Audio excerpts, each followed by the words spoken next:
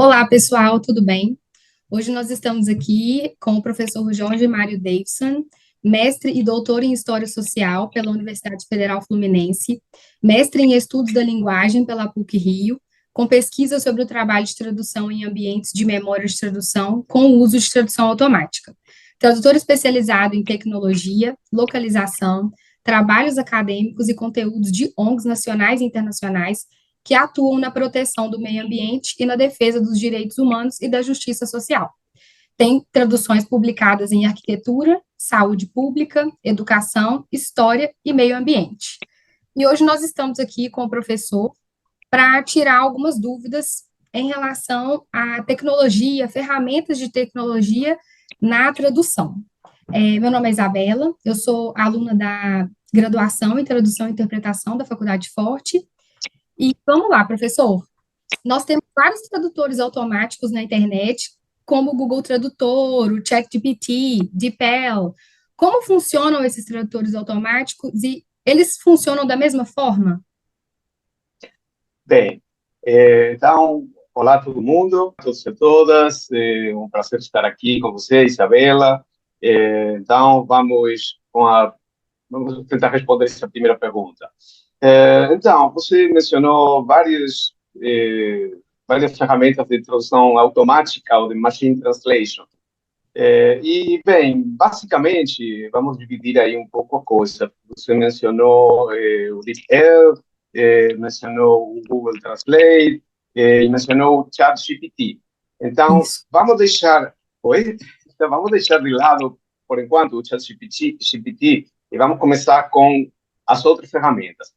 Então, as ferramentas de tradução automática, todas elas, na verdade, as ferramentas já têm uma história bastante longa, né?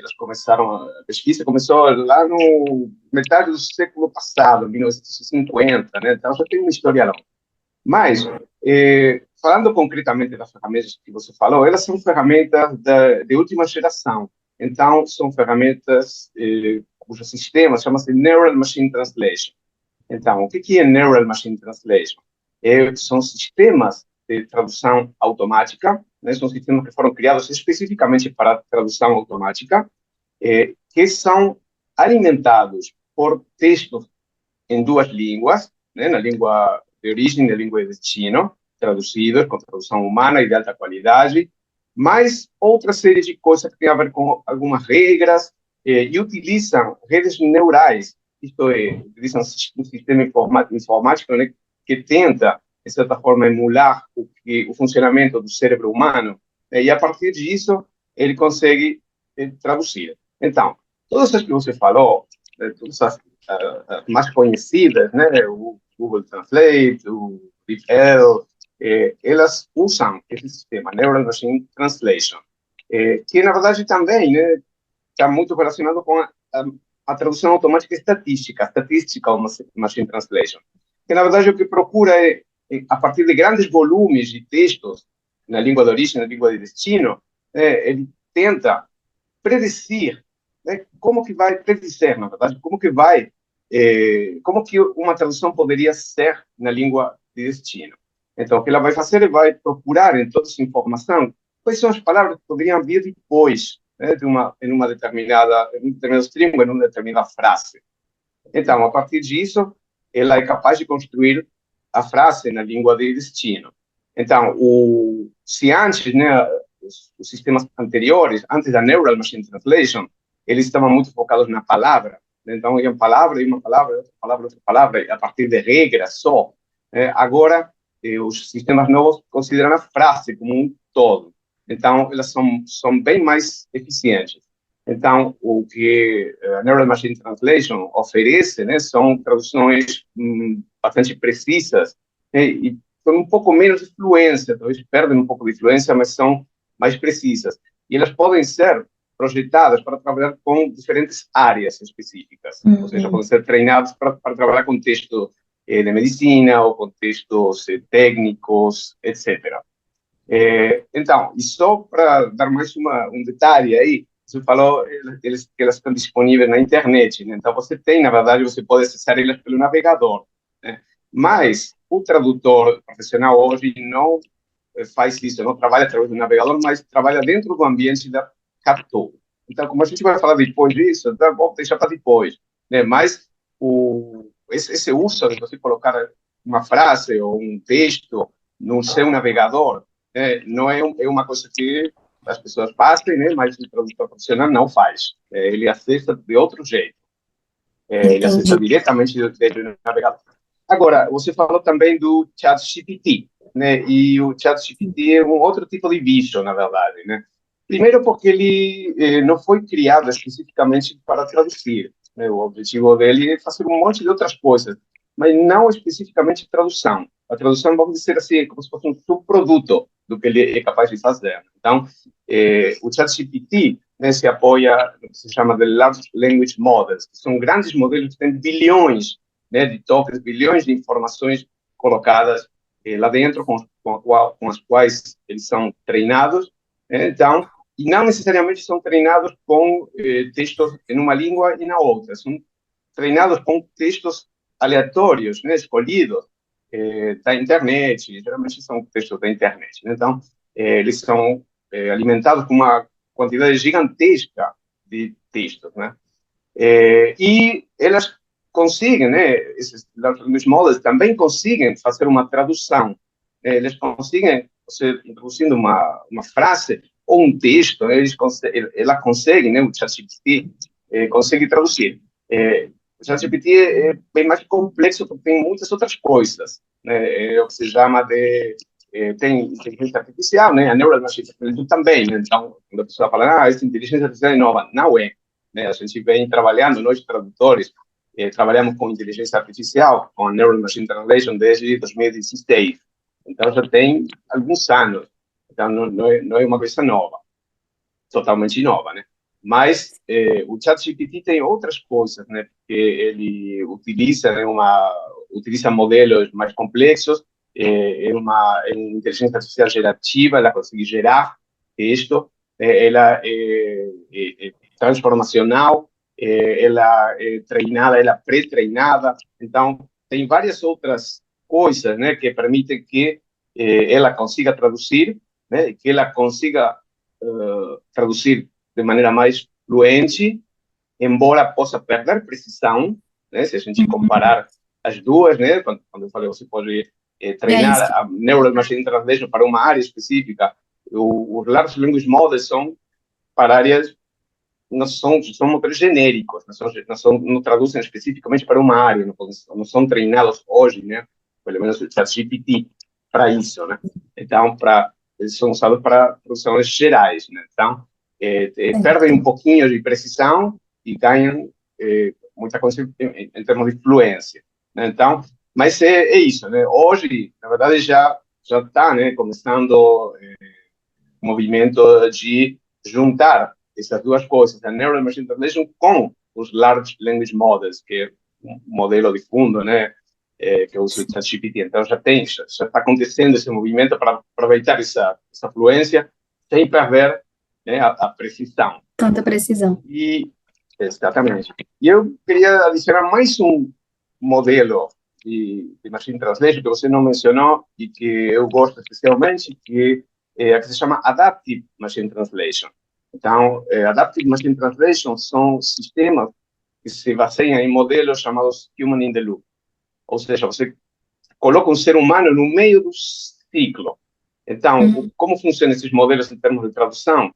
Você vai interagindo com o sistema de tradução, né, que é um sistema de tradução neural, Neural Machine Translation, e cada vez que você corrige alguma coisa do que o sistema oferece, né, por exemplo, uma frase que o sistema traduz, você corrige alguma coisa, o sistema é realimentado com essa correção que você faz e ele, no futuro, né, nas próximas frases, vai tentar se adaptar ao estilo que você está impondo. Colocando lá. Então, exatamente. Então, isso é uma coisa que faz, né, que faz que seja um pouco mais parecida aos Large Language Models. Né? Os Large Language Models têm uma vantagem que, quando eu falei da Neural Machine Translation, eu falei que tem que trabalhar com frases. Né? Então, o Large Language Models, quando você trabalha com ChatGPT ou qualquer, você manda traduzir, por exemplo, um texto, ele vai considerar um contexto mais amplo, não só aquela frase, mas um contexto. Então, você tem outra coisa, um ganho nesse sentido, em termos contextual, e que também você pode pedir coisas, né? Você pode acertar coisas mais rápido também, né? Um usuário, na verdade. Eu acho que eu falei Entendido. muita coisa, né? Muito Muita, bem explicado, talvez. professor. Ok, vamos lá. Então, eu acho que é isso, né? Como é que nada? Essa pergunta, não sei se tem alguma coisa que você acha que ficou pendente. Não, não, o senhor respondeu muito bem, ficou bem completo. Ok, ok. Com o surgimento e recentemente o aprimoramento desses tradutores automáticos, surgiu uma nova função para o tradutor, que é a pós-edição de tradução por máquina. Qual é o trabalho do tradutor aqui nesse caso? Bem, a pós-edição, na verdade, o trabalho do tradutor, especificamente, do tradutor, tradutora, na pós-edição, é corrigir eventuais erros, eventuais problemas que possa ter a tradução feita pela máquina, pelo sistema, né, a machine translation. Então, o tradutor vai fazer essa correção, ficando atento, observando algumas coisas que são típicas, né, que são erros típicos da machine translation, que não é a mesma coisa você traduzir você fazer uma revisão de uma tradução feita por um ser humano que de uma tradução por machine translation. Você fica atento a outras coisas. Então, tem coisas habituais que você sabe que a machine translation tem mais problemas em gerenciar, que são, por exemplo, nomes próprios, né? Às vezes podem ter nomes próprios não reconhecidos como tais, então são traduzidos. Você Verdade. pode ter alguma falta de concordância, embora isso agora é mais raro, não é tão comum, antes era bem mais comum. Pode ter, enfim, outras coisas que mudanças no estilo, né? Ela pode mudar de um estilo formal a um estilo informal, de uma frase para outra. Ou até, né, dependendo do sistema, se ele não é alimentado também por um glossário, você pode também perder uniformidade, né? Porque você pode ter um termo traduzido de uma maneira em uma frase e de forma diferente em outra. Então, quando você faz pós-edição, e depende da pós-edição, porque tem vários tipos, né? Tem uma pós-edição que é mais light, você só tira o erro grave, e tem outra que é uma pós-edição full, então você vai deixar o texto redondinho, mas só não vai se preocupar muito com o estilo, né? Mas o resto você vai ter que verificar que tudo esteja muito melhor. Então, mas na verdade esse é o trabalho de pós-edição. Eu diria que hoje, né, é uma área que tem muita demanda de trabalho, e, bom, pode ser uma tarefa interessante, pode ser uma tarefa ingrata, né? Depende do tradutores que se negam a fazer isso, ou não gostam. Então, assim, e também depende muito do que você está trabalhando, porque se um sistema de tradução automática com o qual você trabalha não é corrigido, né, de tempo em tempo, né, então você vai sempre achar as mesmas coisas, né, sempre é como se você ficasse, vai ser um lixeiro, né, da machine translation, vai ficar limpando aquele lixo que erra de forma, né, sistemática. Mas Sim. se o sistema é um sistema que recebe feedback, se tem pós-edição, ou se a pós-edição gera alguma ação por parte das pessoas que estão detrás daquilo, então o sistema vai se aprimorando através da pós-edição. Então, eu diria que isso ainda é um território fundamentalmente humano, embora já exista pós-edição automática. Então, a automatização também entra na pós-edição, em algum momento, para algumas coisas. Olha Mas, só, bom, interessante. mas assim, eu diria assim que na pós-edição, quando você trabalha com um texto traduzido por um sistema de tradução automática, né, tradução de máquina, tem algumas coisas que só, né, o ser humano vai conseguir aportar, vai conseguir colocar. Algumas delas são, por exemplo, certas nuances, né, idiomáticas, outras podem ser coisas com bom senso, né? Porque os sistemas, e agora não vou fazer diferenciação, tanto a Neural Machine Translation como o ChatGPT, os Large Language Models, quando traduzem, eles não entendem o que estão traduzindo, né? Que eles entendem o conteúdo e aí fazem a tradução. Na verdade, o que eles fazem é tentar predecir, né, como que uma frase estaria arrumada, né, como que seria uma frase similar à língua de origem e à língua de destino. Através de quê? Através de olhar um monte de estatísticas. Então, isso é o que fazem. Por isso, né, geralmente, o resultado é muito bom, porque essas ferramentas são muito potentes, muito eficientes, mas algumas vezes elas têm problemas. Por exemplo, tem alucinações. Isso é uma coisa dos large language models. Às vezes eles respondem qualquer coisa, inventam. Sim, eles não têm Aliás, você eles não têm uma capacidade, né, de conhecimento da língua abrangente, né, igual você falou, das camadas, das nuances. Então, isso responde à nossa próxima pergunta, né, que é uma dúvida de muitas pessoas. O trabalho do tradutor, então, não está com os dias contados. A inteligência artificial, ela não vai conseguir acabar com o trabalho do tradutor, porque a máquina não é capaz, né, de determinar, de captar essas nuances, essas camadas, a complexidade do texto. essa é uma pergunta que também dá para falar muito, né? Eu vou tentar resumir um pouco algumas ideias. Algumas ideias. É, assim, primeiro, bom, eu não acho que o trabalho do tradutor tenha os dias contados, né? O que eu acho é que o tradutor já é substituído pela tradução automática, pela machine translation, em muitas coisas. Então, você tem já, todo mundo usa, de fato, todo dia, as pessoas, né? Não os profissionais da tradução, mas qualquer pessoa usa, né, corriqueiramente sistemas de tradução automática para ver um monte de coisas, né? Um Verdade. site que você se interessou ou qualquer outra coisa. Então, vamos dizer assim, e tem determinados tipos de conteúdo, né, que é impossível de ser traduzido por tradução humana. Então, se você pensa um site como eBay, né, que tem milhares de anúncios todo dia, e alguns deles duram uma semana e outros duram 2 horas, né, até o produto ser vendido, né, não existe capacidade humana para traduzir isso. Você teria que ter um exército de tradutores, né, trabalhando 24 horas por dia, e mesmo assim você não conseguiria dar conta desse volume. Então, tem coisas para as quais, né, a tradução humana é simplesmente inviável, a questão do volume ou de custo. Né? Também não seria rentável, né? Não seria uma coisa interessante para essa pessoa. É mais aceitável um pequeno erro na tradução do que ter que pagar, né, para manter essa estrutura de tradutor, que seria totalmente impossível. Então, o tradutor já está sendo substituído em certo tipo de tarefa, mas não em outras. Em outras continuamos sendo fundamentais, eu diria. Então, tudo que tiver a ver com transcriação, quando você está trabalhando, por exemplo, com marketing, você tem que transmitir uma ideia que vai além de colocar umas palavrinhas juntas, né? Então, você está Isso. pensando alguma coisa, tá? Uma ideia. Ou aquilo que eu tinha falado antes, o bom senso, né? A máquina não tem bom senso. Então, e tem muita coisa, né? E o bom senso é um exemplo interessante, porque o bom senso é aquilo, né, que todo mundo sabe mais ou menos o que é, mas ninguém consegue definir muito bem.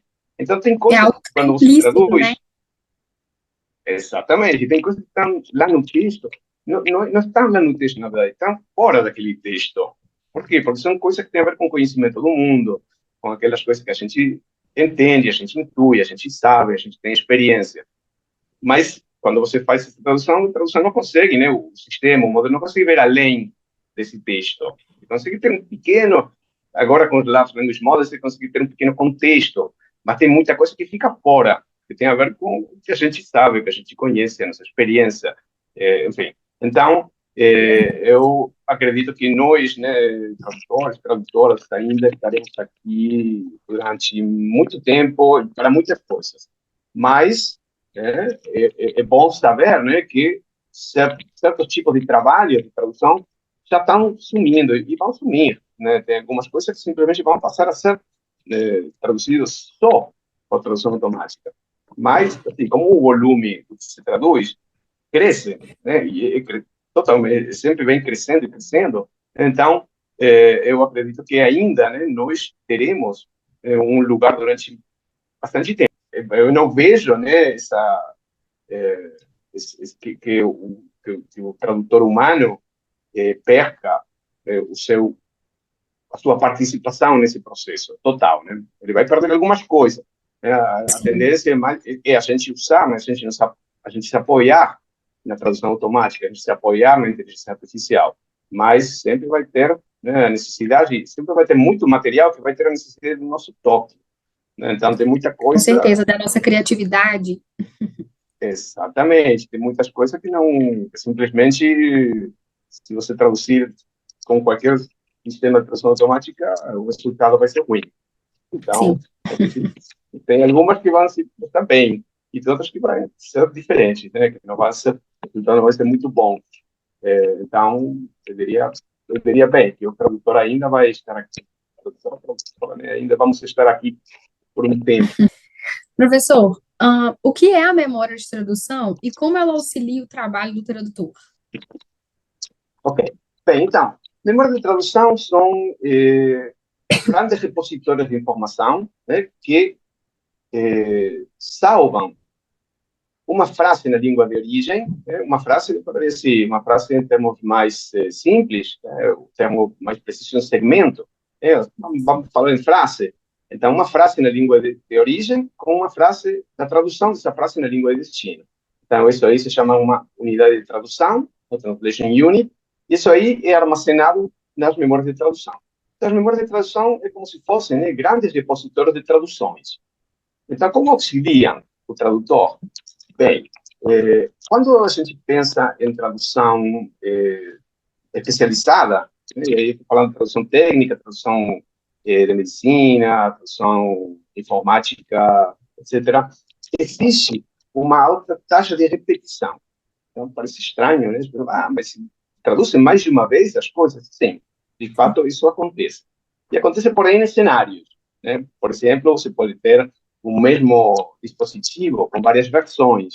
Então, talvez você tenha um notebook, por exemplo, então você tem vários modelos, mas a base é igual, né? Então, uma parte do material que você vai traduzir vai ser igual. E outra não, porque vai mudar o processador, porque vai mudar a definição da tela, ou alguma outra coisa. Então, quando você traduz 5 textos diferentes, parece 5 modelos, você vai ter uma parte importante que vai conseguir aproveitar. Você vai traduzir só uma vez. Então, você vai depois só alterar aquilo que muda. Ou quando você tem um modelo e muda, né, e vem um modelo, o próximo modelo, né, muitas vezes você tem uma grande parte que fica igual e muda alguma coisa, traz alguma funcionalidade nova, alguma coisa, mas tem uma parte de repetição. Então, o que as memórias de tradução permitem é aproveitar essa repetição, né, para você ser mais produtivo. Então, se você tem que adaptar um manual ou adaptar um material publicitário de um modelo para o próximo, tem uma grande parte disso que você pode aproveitar. Então, talvez, de um modelo para outro, você tenha que alterar, precisa alterar naquele material um 10% ou um 15%, mas o resto já vai estar traduzido, já foi traduzido em algum outro momento. Então, você vai conseguir, através da memória de tradução, reaproveitar essas traduções anteriores e também manter a uniformidade, né? Se você tem, muitas vezes, no mesmo documento, você tem frases que aparecem mais de uma vez. Então, se você for traduzir, simplesmente, você pode traduzir de forma diferentes. Não Diferente, né? Para necessariamente. manter a consistência do texto, então, serve a memória de tradução. Exatamente. Exatamente. Mantém uniformidade, permite você pesquisar, ver se aquele termo já foi traduzido, se essa frase já apareceu em algum outro momento, que seja parecida ou não, e reaproveitar. A ideia original, né, da memória é essa, é você reaproveitar. Certo. Na pós-graduação e na graduação, nós temos acesso gratuito ao Trados e ao WordFest. Qual a importância dessas ferramentas no mercado e o que elas fazem? Ok, então vamos lá. A gente começou primeiro pelo coração, que é a memória de tradução, né? E agora vamos falar do resto, que são as CAT-tools, né? O Computer Assisted Translation Tools, né? As ferramentas de tradução assistida por computador. Então, essas ferramentas são ferramentas que foram criadas para que o tradutor consiga ser mais produtivo em termos gerais, para que ele consiga ter mais uniformidade, para que ele possa também aplicar certas regras de controle de qualidade, etc. Então, o coração dessas ferramentas, das CAT-tools, é a memória de tradução. Então, quando a gente trabalha com uma CAT-tool, né, a diferença é quando a gente trabalha fazendo, pois, edição de machine translation, quando, né, o trabalho de tradução é feito pelo sistema, né, é feito com software que traduz. Quando a gente trabalha com Catus, quem faz essa tradução é o tradutor, a tradutora que está lá. Então, a Catus oferece um ambiente no qual você consegue traduzir e aproveitar um monte de coisas. Então, você, por exemplo, vai ter sempre, quando você está traduzindo, vai ter sempre uma memória de tradução vinculada ao seu projeto, né? Você vai ter um ambiente de tradução, né? As Catus, todas elas têm um ambiente de tradução, onde você tem duas colunas, né? Do lado esquerdo você vai ter o texto na língua de origem, do lado direito você vai ter o texto da língua de destino, né? Você vai traduzindo, e cada vez que você traduz, você vai salvar aquela frase na sua memória de tradução. Então, por isso eu falava, né? A gente começou pelo coração, depois fomos para fora. A memória de tradução é o coração da Catu. Mas, além disso, exatamente. Mas, além disso, a Catu também permite trabalhar com glossários também. Então, você vai, ao mesmo tempo, dentro do mesmo ambiente, você consegue ter um glossário que você vai alimentando ao longo da sua tradução. Quando você encontra um termo, você isso aqui é bom, coloca no glossário. Ou porque o cliente pediu, ou porque é um termo muito complexo, que você demorou muito a pesquisar. E cada vez que você estiver traduzindo e aparecer esse termo, né, o programa vai sugerir, vai mostrar para você, olha, esse termo aqui já está no glossário, você pode colocar. Aí você vai começar a escrever ele, só vai dar vai dar um toque no teclado, aí vai aparecer esse termo, você com o Enter vai conseguir colocar esse termo lá. Então, com isso, né, você vai ganhar uniformidade tanto nas frases completas como no nível de termo, né, dos termos. Então, você vai ter certeza que em um documento você vai conseguir usar sempre o mesmo termo, desde a página 1 até a página 50. Né? Então, você não vai correr o risco de deixar o usuário, né, a pessoa que vai ler confusa. Isso aqui é a mesma coisa. Então, você vai manter essa uniformidade. E tem um monte de outras coisas, né, que permitem as Catus, né? Elas conseguem, por exemplo, que você traduza uma variedade muito grande de formatos de arquivo. As pessoas que não estão no mercado de tradução acham que sempre vai traduzir um Word. E, na verdade, a gente traduz Word, traduz textos em Word, ou em Excel, ou em PowerPoint. Mas também traduzimos textos em um monte de outros formatos, né? Como HTML, como INX ou IMDL, enfim, programas gerados, arquivos gerados por programas para fazer folhetos ou páginas web. Então, a memória de tradução permite que você trabalhe com esse tipo diferente de arquivos e você entrega para o cliente o mesmo tipo de arquivo que ele entregou para você. E você não precisa ter outras coisas instaladas na tua máquina. Então, você vai abrir e vai ver a mesma coisa, uma coluna da esquerda, uma coluna da direita, você vai traduzir. Então, você vai se concentrar no texto. Então, as Catus oferecem muitas vantagens. Então, isso é a coisa do aproveitamento. Sim, uma também, se você ferramenta tem muito útil, né, para o tradutor, que otimiza o trabalho. Exatamente. E eu diria também que não só útil, mas também se você quer trabalhar no segmento de agência de tradução, você quer trabalhar, produtores trabalhamos com clientes diretos, né, ou com agência de tradução. Se você quiser trabalhar com agência de tradução, em tradução especializada, escrita, a agência de tradução só trabalha com 14. Então, não tem como fugir. Ou você aprende a usar uma Catur, ou você vai ficar fora desse segmento, que é um segmento muito importante, né? Sim. É bem importante. Não, Illustrados, né? Eu diria assim que é a ferramenta mais usada.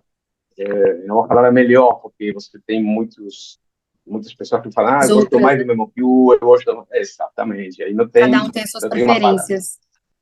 Exatamente, mas é uma das preferidas das agências. Né? Então, e o MemoQ o WordFast Pro, né, é uma ferramenta bem interessante, porque ele é uma ferramenta bem intuitiva, é, tem algumas coisas muito interessantes também.